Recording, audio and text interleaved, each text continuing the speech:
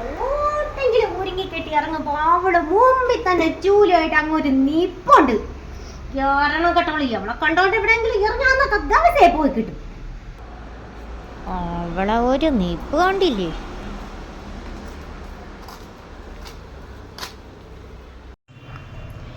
അവളുടെ അമ്മയുടെ കൂട്ടിച്ചൂല്.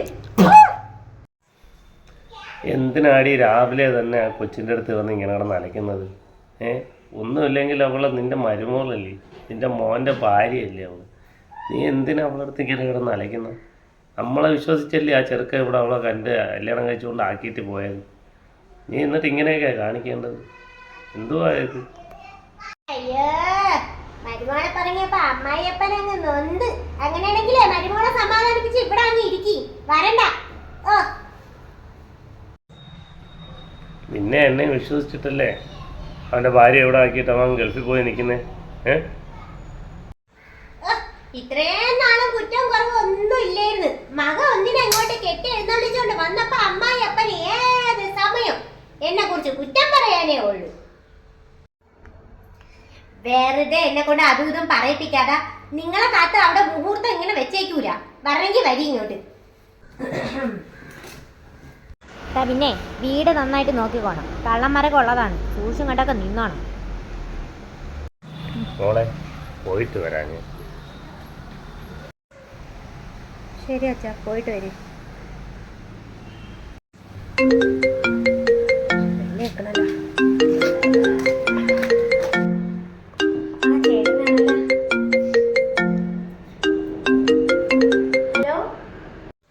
ഹലോ.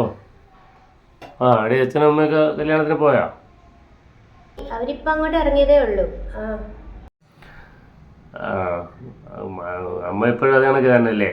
പഴയ പോലെ തന്നെ നിൻ്റെ അടുത്ത് ദേഷ്യവും വെറുപ്പൊക്കെ തന്നെ അല്ലേ? അമ്മ ഇപ്പൊ കുഴപ്പമൊന്നുമില്ല. നിനക്ക് അഡ്ജസ്റ്റ് ചെയ്യാൻ പറ്റുന്നില്ലെങ്കിൽ നീ ഒരു കാര്യം ചെയ്യ്. നീ വീട്ടിൽ പോയിന്നില്ലേ? അതെന്താണെന്ന് വെച്ചാൽ നിൻ്റെ ഇഷ്ടം പോലെ നീ ആലോചിച്ചിട്ട് ചെയ്യ് കേട്ടോ.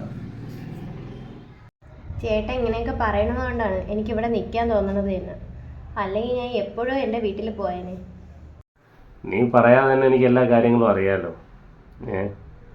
എന്താന്ന് വെച്ചാൽ ആലോചിച്ചിട്ട് നീ എൻ്റെ ഇഷ്ടങ്ങളൊക്കെ ചെയ്യ്. ഓക്കെ. കല്യാണം കഴിഞ്ഞ അമ്മ പോയപ്പോൾ എൻ്റെ അമ്മയോട് എന്തൊക്കെയാണ്. ശാരദേ, നീ ധൈര്യമായിട്ട് പോയിട്ട് വാ. നിന്റെ മോൾ എൻ്റെ മോളല്ലേ, നീ എന്തിനു പേടിക്കണ? നിന്റെ മോളും എൻ്റെ മോനും തമ്മിൽ സ്നേഹിച്ച് ശരി തന്നെ. നമ്മൾ രണ്ടുപേരും കൂടി ചേർന്നല്ലേ അവരെ കെട്ടിച്ചു വിട്ടത്. ഇനി അവർക്കും അവരും സന്തോഷത്തോടെ ജീവിക്കട്ടെ. നീ എന്തായാലും കരയണ്ട. അവളെ ഞാൻ പൊന്നുപോലെ നോക്കിക്കോളാം. നീ ധൈര്യമായിട്ട് വീട്ടിൽ പോ.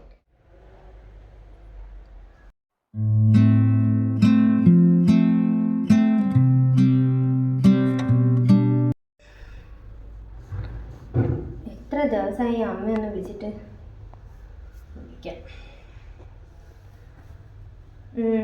അമ്മ, ഞാനാണ്. എനിക്കിനി വയ്യ ഇവിടെ നിൽക്കാൻ. ചേട്ടൻ നാട്ടിലുണ്ടായിരുന്നപ്പോൾ അമ്മയ്ക്ക് എന്ത് സ്നേഹമായിരുന്നെന്നാ. ചേട്ടൻ പോയി ഒരാഴ്ച കഴിഞ്ഞപ്പോഴത്തേക്കും ആടെ തനി സ്വരൂപം വെളിയിലെടുത്ത്. ഏത് സമയം എനിക്കിപ്പോൾ പണിയാണ്. ജോലി ഇല്ലെങ്കിൽ ജോലി ഉണ്ടാക്കി തരും. എനിക്ക് വയ്യ. ഞാൻ അങ്ങ് വരാൻ പോവുകയാണ്. ഇവിടുത്തെ കാര്യങ്ങളെല്ലാം ചേട്ടനറിയാം. ചേട്ടൻ്റെ ഒരു ഒറ്റ വാക്കിൻ്റെ പുറത്താണ് ഞാൻ ഇവിടെ നിന്ന് പോണത്. മോളെ, അങ്ങനെയൊന്നും പറയല്ലേ. എന്തായാലും അവൻ ഗൾഫിലല്ലേ, അവനൊരു സമാധാനം കിട്ടും. നിന്റെ വിഷമങ്ങളൊന്നും നീ അവനോട് പറയണ്ട. അവനെല്ലാം കാര്യങ്ങളും അറിയാം.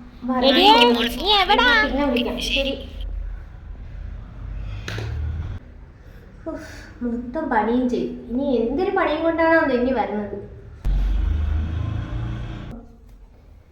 എവിടെ പോയി?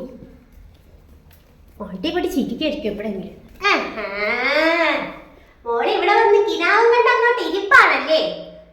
ഈ വീട്ടിലെ മുക്കിലും മൂലയിലും മൊത്തം മാറാലേണ്. ഇവിടെ എന്തൊരു പണിയാണ് ഇത്രയ്ക്ക് ഇവിടെ നിനക്ക് ചെയ്യാനുള്ളത്? ആ മുക്കില് വെളിയിലെ ജനലിലെ ഭാഗത്തൊക്കെ മൊത്തം മാറാല കട്ട പിടിച്ചിരിക്കണത്. പ്രേതാലയോ ഇത്? ഇറങ്ങണം കേട്ടോളൂ. വീട്ടിലും കൂടെ ഇറങ്ങത്തേടാണ്. മര്യാദയ്ക്ക് അതെല്ലാം പോയി വൃത്തിയാക്കും. എവിടെയെങ്കിലും അവസരം കിട്ടി അപ്പഴേ ചടങ്ങി കൂടി അങ്ങ് ഇരുന്നോളൂ അവള്. ഇനി ആ മാറാലയൊക്കെ തട്ടാൻ വേണ്ടി പുറത്തുനിന്ന് ആളെ കൂലിക്ക് നിർത്തണമായിരിക്കും. കെട്ടിലമ്മയ്ക്ക് വിശ്രമിക്കേ.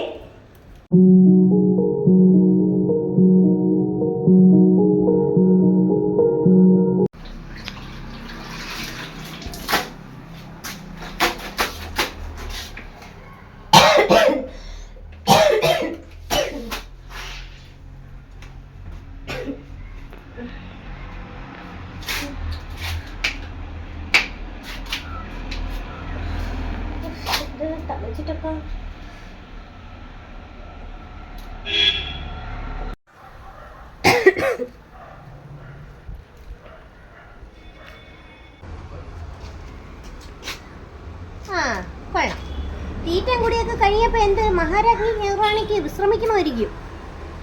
ആകെ തുണി കഴുകാൻ 4 കഷ്ണം തുണിയാണുള്ളത്. അവക്ക് കഴുകാൻ വേണ്ടിയിട്ട് 1 മണിക്കൂറും വിശ്രമിക്കാൻ വേണ്ടിയിട്ട് 1 ദിവസം മൊത്തം. അമ്മ, എനിക്ക് ഇന്നലെ നല്ല പനിയുണ്ടായിരുന്നു. ഇന്നും വയ്യ. തുണി അലക്കി കൊണ്ടുവന്നപ്പോൾ വല്ലാത്ത തലചുറ്റല്. അതുകൊണ്ടൊന്ന് ഇരുന്ന് പോയതാണ് ഇവിടെ. അതെനിക്കറിയാടി.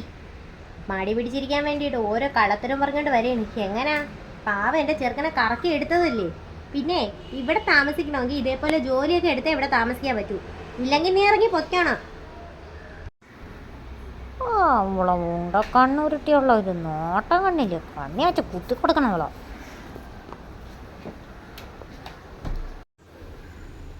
അവൻ എന്നെ തറപ്പിച്ച് നോക്കിയിട്ടാണല്ലോ പോയത്.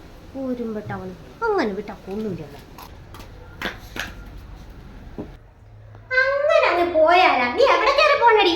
മര്യാദയ്ക്ക് ആ തുണി മൊത്തം അലക്കി കഴിഞ്ഞിട്ട് നീ കയറി പോയാൽ മതി. എന്താ ആ ബാക്കിയുള്ള തുണി നിന്റെ തള്ള എവിടെ വരുവടി?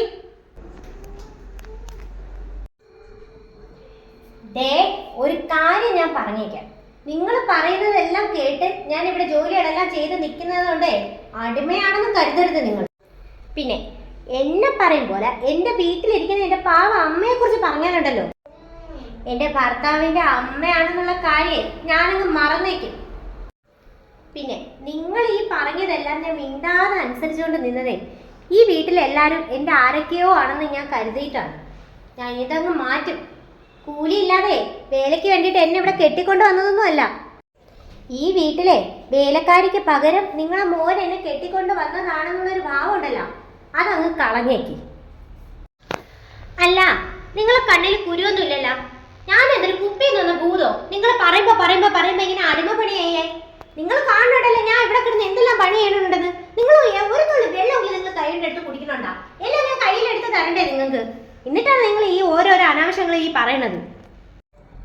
ഞാൻ പിന്നെയും പറയണേ, പിന്നിൽ നിന്ന് കുത്തിയാലേ ഓളം മുട്ടിയാലേ ചേരൻ ചിലപ്പോൾ കടിക്കും.